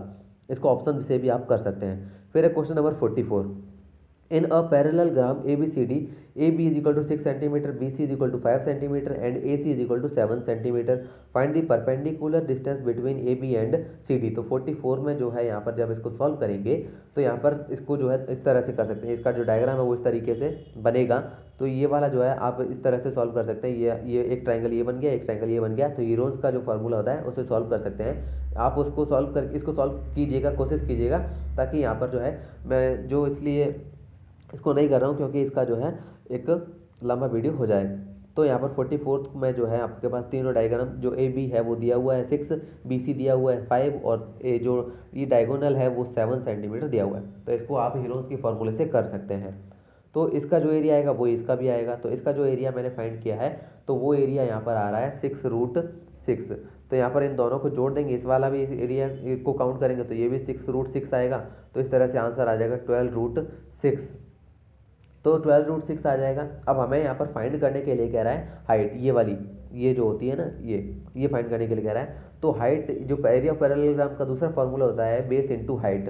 तो यहाँ पर बेस जो है वो हमें पहले से ही दिया हुआ है 6 सेंटीमीटर, ये वाला ए बी, और जो है उसके अलावा हाइट हमें फाइंड करनी है। तो यहाँ पर इज इक्वल टू में 6 इंटू एच रख देंगे, तो यहाँ पर जो है 6 2 जा हो जाएगा 12, यानी कि एच निकल के आएगा 2√6। तो इसका आंसर जो हो जाएगा वो हो जाएगा ऑप्शन डी 2√6 इसका आंसर होगा। Question number 45, some cubic metres of earth is dug out to sink a well which is 16 meter deep and which has a radius of 3.5 meter. If that amount of earth when taken out is spread out a rectangular plot of dimensions 25 into 16 meter, what is the height of the platform so formed? तो height क्या होगी उसकी? तो यहाँ पर हमें सीधी सी बात है, हाइट इज इक्वल टू जो है हमारे पास निकल के आएगा volume of cylindrical well, well जो है सिलेंड्रिकल होगा वो, और अपॉन में वॉल्यूम ऑफ क्यूबॉइड, क्योंकि जो प्लॉट बनाया जाएगा वो क्यूबॉइड होगा। तो इसका लिया हो जाएगा 22 इंटू 3.5 इंटू 3.5 इंटू 16 अपॉन, ये हो जाएगा 22/7 होता है, इंटू 25 इंटू 16। अब इसको सॉल्व करेंगे तो 16 से 16 कैंसिल हो जाएगा। उसके बाद यहाँ पर जो है इसको सॉल्व करेंगे तो ये 5 5 जा 25 और ये हो जाएगा 0.7। उसके बाद ये हो जाएगा 0.7, इसको जब इसको यहाँ पर इसको 7 से 7 काट देंगे, ये आएगा 0.1। तो 22 इंटू 0.1 इंटू 0.1, तो इसको जो है सॉल्व करेंगे तो 22 इंटू 7 होता है 154, और यहाँ पर 154 लेंगे और 2 डिजिट के बाद डेसिमल लगा देंगे, तो 1.54 इसकी हाइट मीटर जो है इसकी हाइट होगी। तो इस तरह से हमारा जो आंसर निकल के आएगा 45 में वो हो जाएगा ऑप्शन ए। आगे देखते हैं question number 46, what is the difference between the total surface area and curved surface area of a cylindrical whose radius is equal to 10 centimetre. तो एक कर्व्ड सरफेस एरिया और यहाँ पर टोटल सरफेस एरिया है वो सिलेंडर का, उसके बीच में डिफरेंस क्या होगा जब रेडियस इतनी दी हुई हो। तो यहाँ पर जो है हमारे पास सीधा सीधा फार्मूला हो जाएगा, टोटल सरफेस एरिया का फार्मूला होता है सिलेंडर के लिए, ये होता है 2 r bracket r plus h, यहाँ पर डिफरेंस फाइंड करना है तो माइनस, और यहाँ पर जो है कर्व सरफेस एरिया होता है 2πrh। अब यहाँ पर 2πr कॉमन आ रहा है क्योंकि r सेम है, तो r जो है 2πr हम कॉमन ले सकते हैं। ब्रैकेट में हमारे पास जो बचेगा ये हो जाएगा r plus h minus h, तो यहाँ पर जो है h से h कैंसिल हो जाएगा और यहाँ पर ये आएगा 2πr²। तो इस तरह से फॉर्मूला बन जाएगा। यहाँ पर पाई की वैल्यू जो है ऑप्शन के हिसाब से हमें निकालनी नहीं है, तो r की वैल्यू 10 दी हुई है, 10 का स्क्वायर यहाँ पर हो जाएगा 100, 100 इंटू 2, तो ये हो जाएगा 200 पाई सेंटीमीटर स्क्वायर। तो यहाँ पर ऑप्शन ए जो है हमारा राइट आंसर हो जाएगा।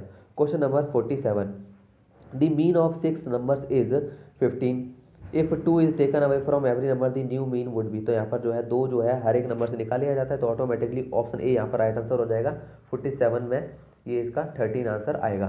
फिर है question number 48, the sides of the triangle are 45 60 75, find the length drawn to the longest side from its opposite vertex. तो इस तरह से इसका डायग्राम आप बना सकते हैं, ये इस तरह से होगा।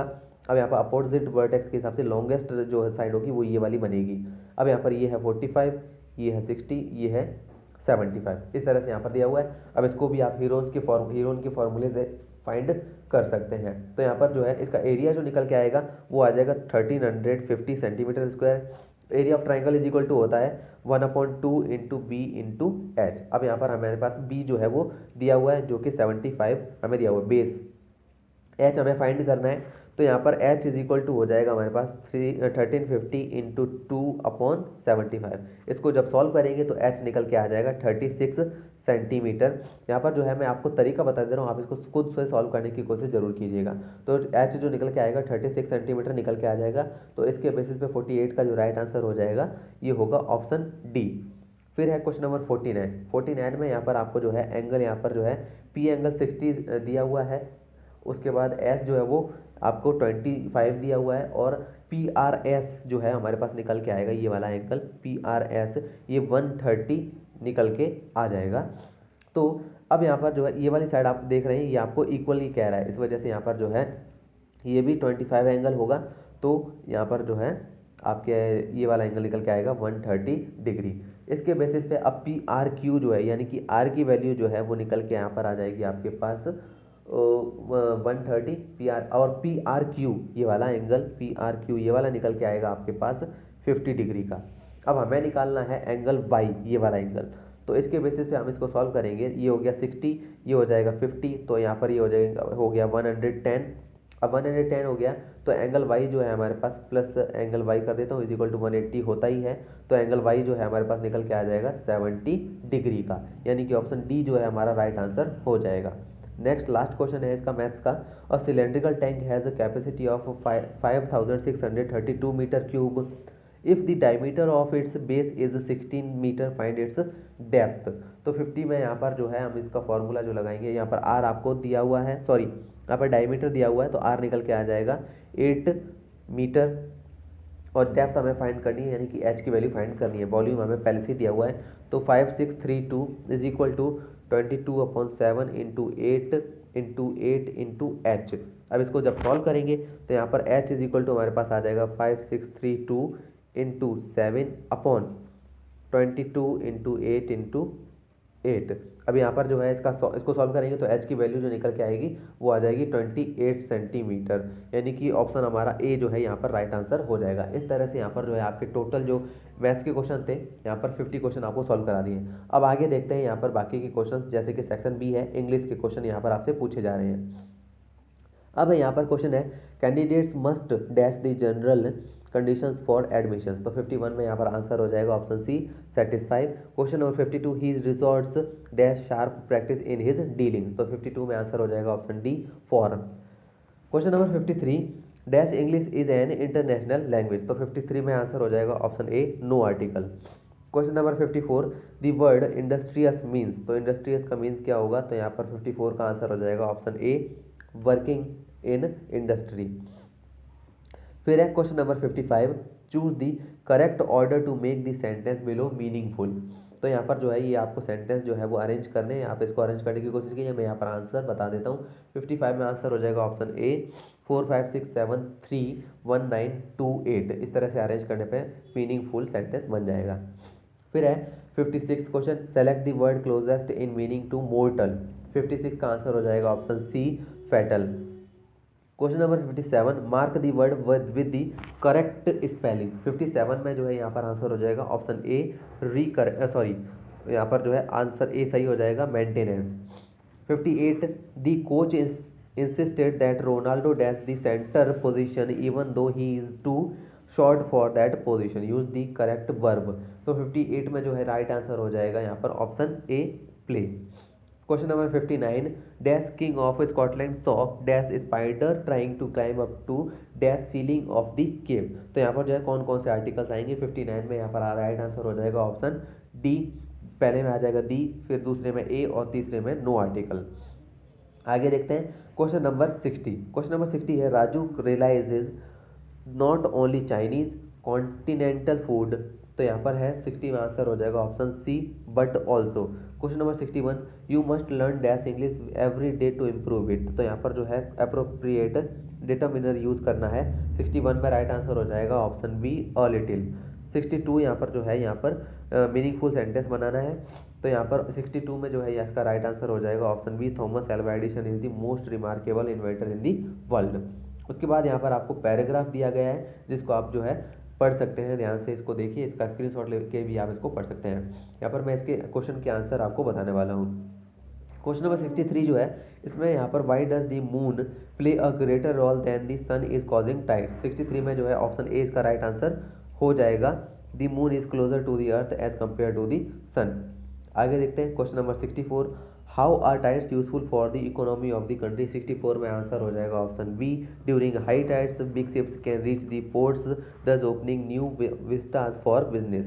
Question number 65, how are tides useful in cold countries. 65 में आंसर हो जाएगा यहाँ पर option C, they don't allow sea water to be frozen. Question number 66, how can tides solve the power problem of the world. 66 में answer हो जाएगा option A, electricity is being produced through tidal waves. आगे बढ़ते हैं, फिर आ जाता है question number 67, which word in the passage means to bring under control. 67 में यहाँ पर राइट आंसर हो जाएगा option D, hardness. Question number 68, अब यहाँ पर जो है पैराग्राफ के बारे में क्वेश्चन नहीं है। She plays better than dash do. तो यहाँ पर 68 में राइट आंसर हो जाएगा option A, I. Question number 69, I dash in a school in Delhi since 2017, तो यहाँ पर जो है प्रॉपर टेंस बताना है। 69 में आंसर हो जाएगा option C, have been studying.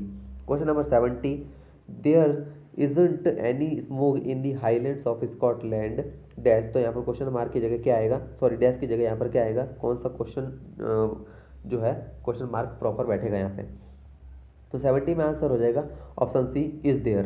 Question number 71, choose the best meaning of the idiom to play to the gallery, तो 71 में यहाँ पर राइट आंसर हो जाएगा option B, to enact the play in the gallery. 72, the speckled tortoise walks steadfastly towards his goals, तो 72 में यहाँ पर राइट आंसर हो जाएगा option B, steadfastly. Question number 73, I wrote an article for the school magazine, तो यहाँ पर कौन सा पैसिव एक्टिव से पैसिव वॉइस में कन्वर्ट करना है, तो 73 में यहाँ पर राइट आंसर हो जाएगा option B, an article was written by me for the school magazine. आगे देखते हैं question number 74, empty vessels dash much noise, तो यहाँ पर जो है प्रॉपर वर्ब यहाँ पर डालनी है, तो 74 में यहाँ पर आंसर हो जाएगा option A, make. Question number 75, gullible choose the word with opposite mean, तो यहाँ पर 75 में जो है राइट आंसर हो जाएगा ऑप्शन बी, सिनिकल। तो इस तरह से जो है इंग्लिश का पार्ट भी हमारा कंप्लीट होता है। नेक्स्ट पार्ट अब यहाँ पर हम देखते हैं, तो नेक्स्ट पार्ट यहाँ पर आपके हो जाएगा साइंस का।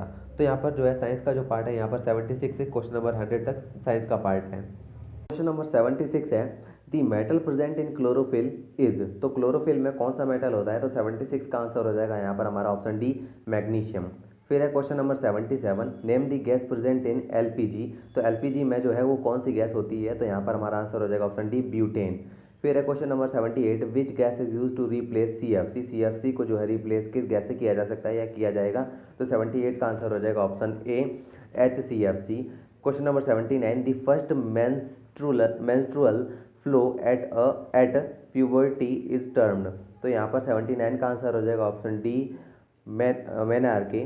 फिर है question number 80, which among the following statement is incorrect about all organelles, फिर यहाँ पर 80 का जो आंसर हो जाएगा ये हो जाएगा option B, they are found in multicellular organisms only, तो ये जो है यहाँ पर इनकरेक्ट हो जाएगा। उसके बाद आगे बढ़ते हैं question number 81, the boy is pulling a cart by a force of 100 newton, the frictional force experienced by the cart is 20 newton, the force causing the motion of the cart is, तो कितना force लगेगा, तो यहाँ पर हम कर देंगे 100 minus 20, उतना फोर्स लग जाएगा, यानी कि 80 न्यूटन जो है वो फोर्स लगेगा, यानी कि हमारा ये आंसर हो जाएगा। तो ऑप्शन सी जो है यहाँ पर हमारा राइट आंसर हो जाएगा। फिर है question number 82, the cans used for storing food are made by electroplating, तो 82 में यहाँ पर आंसर हो जाएगा option D, tin on to iron. फिर है question number 83, the impression of an image does not vanish immediately from the retina, it persist for, तो यहाँ पर जो है इसका आंसर होगा 83 में option D, 1/16 of a second. Question number 84, the sun appears to rise in the east and set in the west because, तो यहाँ पर 84 का आंसर हो जाएगा option B, earth rotates from west to east on its axis. Question number 85, तो 85 में यहाँ पर है पूछा जा रहा है प्रेशर इज इक्वल टू, तो प्रेशर का जो फॉर्मूला होता है वो क्या होगा, तो 85 में हो जाए यहाँ पर आंसर हो जाएगा option B, force upon area जो है वो प्रेशर का फॉर्मूला होता है। फिर है question number 86, an ultrasound equipment works at a frequency, तो अल्ट्रासाउंड इक्विपमेंट जो होते हैं वो किस फ्रीक्वेंसी पे काम करते हैं, तो 86 में हमारा आंसर हो जाएगा option A, higher than 20,000 hertz. Question number 87, when electrodes are immersed in water and electricity is passed, the bubbles formed on the negative terminal is actually dash gas, तो कौन सी गैस निकलती है, तो 87 में यहाँ पर आंसर हो जाएगा option A, hydrogen gas. Question number 88, if light falls perpendicularly on a plane mirror the angle in which light will be reflected is, तो यहाँ पर कौन से एंगल पर जो है वो लाइट रिफ्लेक्ट होगी, तो 88 का आंसर हो जाएगा ऑप्शन यहाँ पर बी, 90 डिग्री के एंगल पे। फिर है question number 89, all living things all non living things are known as, तो 89 में यहाँ पर आंसर हो जाएगा option C, abiotic resources. Question number 90, question number 90 है यहाँ पर malarial parasite is carried by, तो मलेरियल पैरासाइट जो है वो कौन सा यहाँ पर मॉस्क्यूटो है जो कैरी करता है, तो 90 का यहाँ पर आंसर हो जाएगा option C, female anopheles mosquito. Question number 91, internal fertilization does not occur in, तो इंटरनल फर्टिलाइजेशन इनमें से किस में नहीं होता है? तो 91 का आंसर हो जाएगा ऑप्शन डी, फ्रॉग में यानी कि मेंढक में नहीं होता है। Question number 92, regeneration is observed in, तो रीजनरेशन जो है वो इसमें इनमें से किस में ऑब्जर्व होती है? तो 92 का यहाँ पर आंसर हो जाएगा ऑप्शन ए, प्लेनेरिया में। क्वेश्चन नंबर 93, रैपिड कंब्यूशन इज, तो यहाँ पर 93 का आंसर हो जाएगा option A, when gas Burns it produces heat and light. आगे है क्वेश्चन नंबर 94, यहाँ पर आपको जो है कंडीशन दी हुई है, a student is carrying out distillation process in a lab, water is boiling in distillation flask, water that is collected in the receiver flask is refrigerated and ice cubes are formed. Ice cubes are then kept outside the refrigerator and they started melting. Arrange following phases of water is ascending order of their total PE यानी कि potential energy plus kinetic energy considering that the mass of water remains the same. तो यहाँ पर जो है आपके 4 point इसमें दिए हुए हैं, इनको जो है अरेंज करना है। तो यहाँ पर आप चारों पॉइंट को आप अच्छे से पढ़ लीजिएगा। जैसे यहाँ पर पहला पॉइंट है water collected in the receiving flask, दूसरा है water boiling in the distillation, तीसरा है steam passing through the delivery tube और चौथा है ice cubes formed in the refrigerator. तो 94 में हमारा जो आंसर होगा ये होगा ऑप्शन सी। यहाँ पर पहले आएगा थर्ड, फिर आएगा फोर्थ, फिर आएगा सेकंड और उसके बाद फर्स्ट, इस तरह से अरेंज किया जाएगा। फिर है question number 95, the different samples of CO2 were found to contain carbon and oxygen in the same ratio of their mass, this illustrates. तो 95 में यहाँ पर आंसर हो जाएगा option B, law of definite proportions.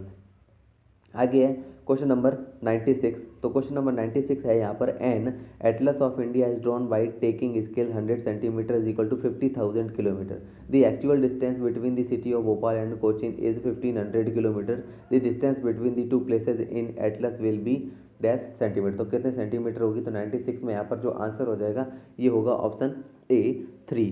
तो यहाँ पर जो है आप इसको किस तरीके से कर सकते हैं, यहाँ पर ये हो जाएगा आपके 1500 इंटू 100, क्योंकि इसको जो है यहाँ पर आप इस तरह से लिख सकते हैं। फिर हो जाएगा अपॉन में 50,000, तो यहाँ पर 50,000 हो गया, ये आपके चारों जीरो जो है ये इससे कैंसिल हो जाएंगे और यहाँ पर जो है ये 3 से डिवाइड हो जाएगा, 5 3 या 15, तो यहाँ पर 3 सेंटीमीटर आपका आंसर आएगा। तो इस तरह से यहाँ पर इसका आंसर आ जाएगा 3 सेंटीमीटर। तो 96 का ए ऑप्शन राइट हो जाएगा। आगे बढ़ते हैं question number 97, both sound and light waves can be propagated through, तो यहाँ पर 97 का आंसर हो जाएगा option C, both A and B यानी कि वैक्यूम एंड एयर।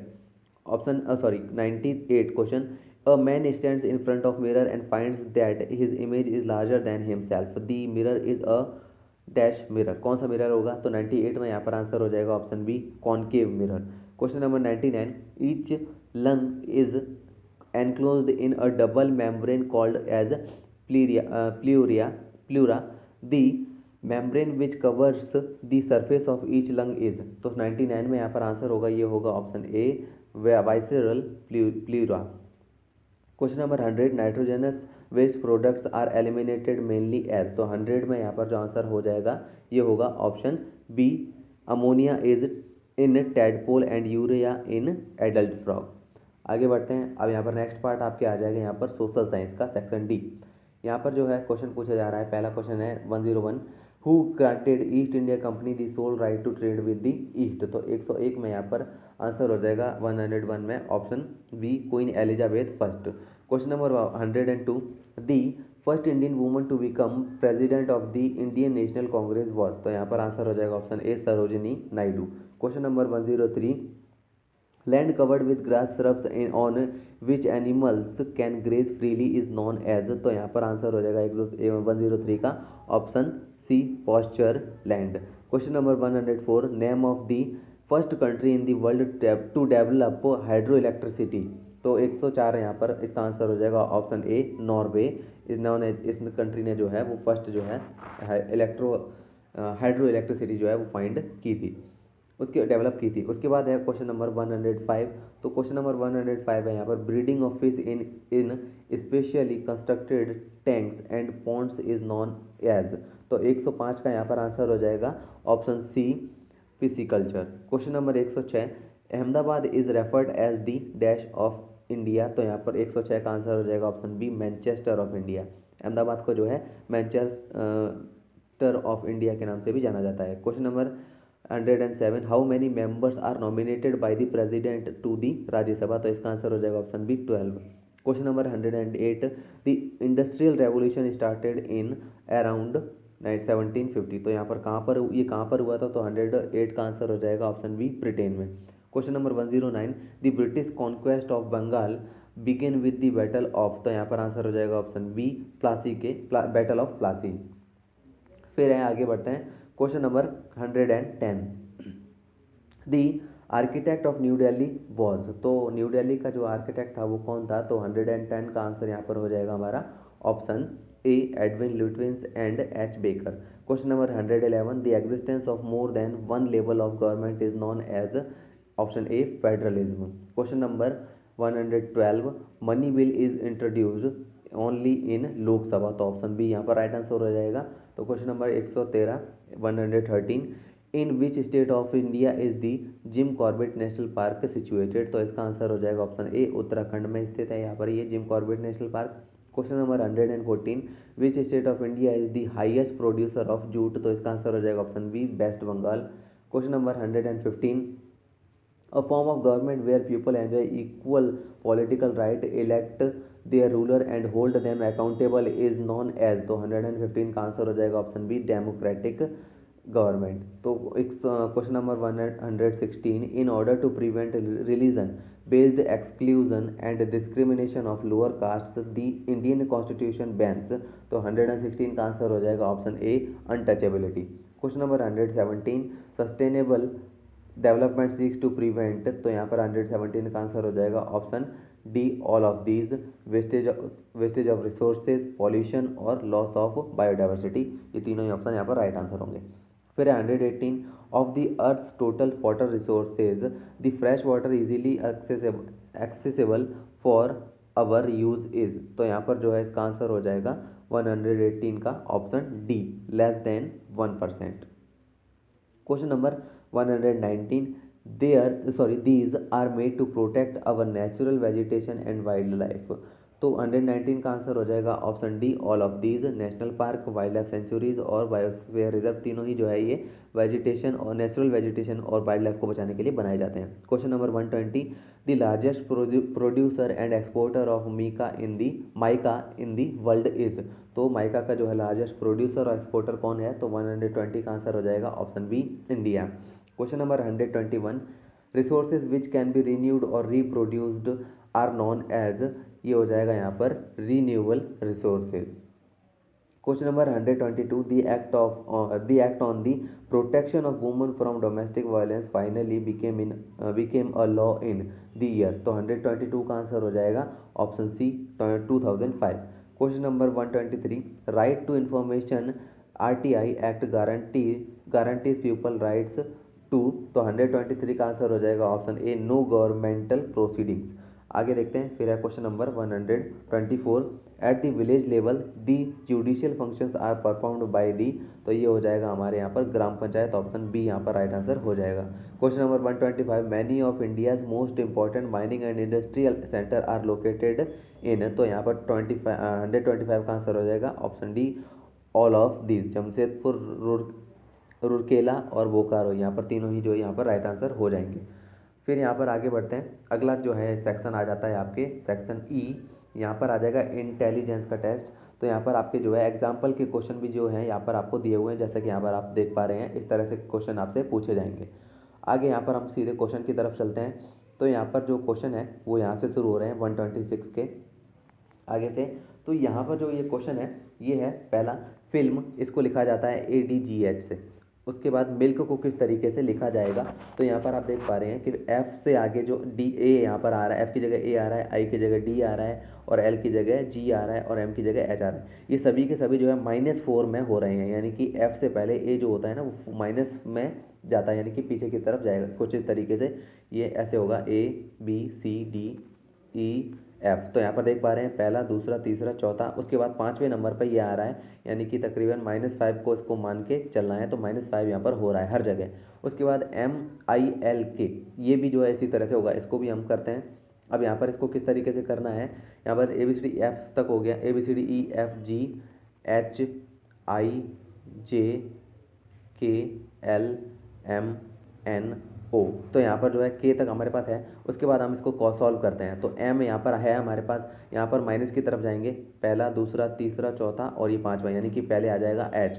उसके बाद आई जो है इससे पहले 5, तो आई यहाँ पर है 1 2 3 4 5, यहाँ डी आ जाएगा। उसके बाद एल 1 2 3 4 5, यानी कि जी। उसके बाद यहाँ पर है के, तो 1 2 3 4 5, यहाँ पर आ जाएगा एफ, यानी कि एच डी जी एफ। इस तरह से हमारा आंसर हो जाएगा, यानी कि 126 का जो आंसर होगा ये हो जाएगा ऑप्शन डी।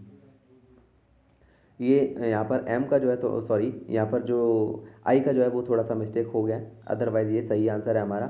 तो यहाँ पर जो है सॉरी जो डी है ये आंसर नहीं होगा, ये हो जाएगा हमारा ऑप्शन सी आंसर हो जाएगा यहाँ पर। तो ये ऑप्शन सी हमारा राइट आंसर होगा। आगे देखते हैं क्वेश्चन नंबर 127, 8T। इसको यहाँ पर देखिए आप, ये उल्टा लिखा हुआ है, यहाँ पर GIE इसको पहले लिया हुआ है, इस तरह से लिखा हुआ है EIG है ना, इसको जो है GIE लिखा हुआ है। तो OUT इसको TUO लिखेंगे। उसके बाद HTY जो है इसको लिखा हुआ है यहाँ पर YTH, तो इसको लिख PUT जो है इसको लिख देंगे TUP। तो इस तरह से हमारा आंसर हो जाएगा। इसको चेक कर लीजिए, TUO TUP, यानी कि ऑप्शन ए यहाँ पर हमारा राइट आंसर हो जाएगा। फिर है question number 128। Question number 128, cat is to DDY, यानी कैट को DDY में लिखा जाता है और बिग को किस तरह से लिखा जाएगा। तो यहाँ पर 128 का जो आंसर हो जाएगा ये हो जाएगा option A CLL। Question number 129, bag is related to luggage in the same way as ship is related to.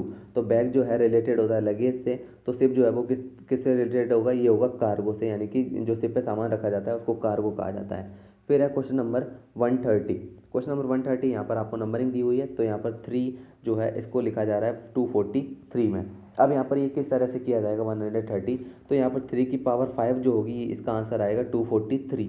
तो इसी तरह से 5 की पावर 3 जो है इसको जब निकालेंगे तो ये आ जाएगा 3125, यानी कि ये हमारा आंसर होगा, यानी कि ऑप्शन डी हमारा राइट आंसर हो जाएगा। फिर है क्वेश्चन नंबर 131। तो क्वेश्चन नंबर 131 है, यहाँ पर 6 की जगह यहाँ पर आ रहा है 24, यानी कि 6 4 जा 24 होता है, तो 5 4 जा 20 हो जाएगा, यानी कि ऑप्शन बी राइट आंसर हो जाएगा। फिर है क्वेश्चन नंबर 132। तो यहाँ पर आप देख लीजिए इसका आंसर हो जाएगा ऑप्शन बी K8। यहाँ पर ये क्वेश्चन मार्क जो दिया हुआ है इसकी जगह K8 आएगा।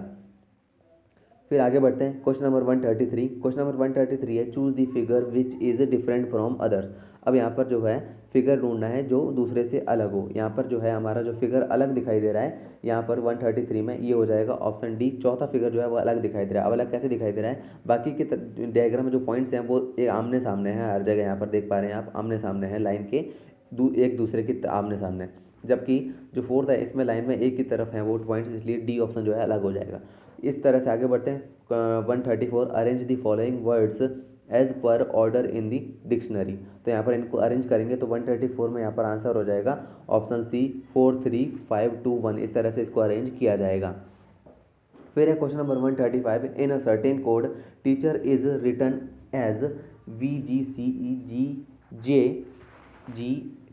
How is children written in that code. तो इसको जो है किस तरह से लिखा जाएगा, तो यहाँ पर जो 135 का आंसर होगा ये हो जाएगा EJKNFTGP, यानी कि ऑप्शन डी यहाँ पर हमारा राइट आंसर हो जाएगा। फिर है question number 136, if 30 January 2003 was Thursday, what was the day on 2 मार्च 2003। तो यहाँ पर जो है 136 में आंसर हो जाएगा हमारा ऑप्शन बी मंडे।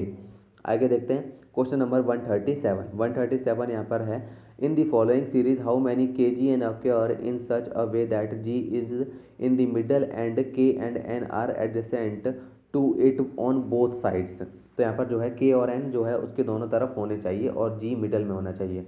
तो इस तरह से कितने जो है यहाँ पर सोर्स बन रहे हैं। तो 137 में जो आंसर हो जाएगा ये हो जाएगा ऑप्शन सी। ये एक ही बार हो रहा है, अभी कहाँ पर हो रहा है यहाँ पर हम चेक कर लेते हैं। यहाँ पर KGN इस तरह से आना चाहिए, यानी कि G मिडल में होना चाहिए, N इसके इस साइड में और K इस साइड में, तो KGN बनना चाहिए। तो यहाँ पर KG, उसके बाद यहाँ पर N नहीं बन रहा है, फिर KG ये भी नहीं बन रहा है, फिर KG ये भी नहीं बन रहा है। तो यहाँ पर जो है ये वाला जो दिखाई दे रहा है KGN ये बन रहा है, तो एक ही पार्ट यहाँ पर हो पाएगा, यानी कि ऑप्शन सी यहाँ पर राइट आंसर हो जाएगा। फिर है question number 138, which word can't be formed by using the letters of distribution word, find that word. तो यहाँ पर कौन सा वर्ड जो है वो डिस्ट्रीब्यूशन से नहीं बन पाएगा। तो 138 का राइट आंसर हो जाएगा ऑप्शन बी सिचुएशन जो है ये इससे नहीं बन पाएगा।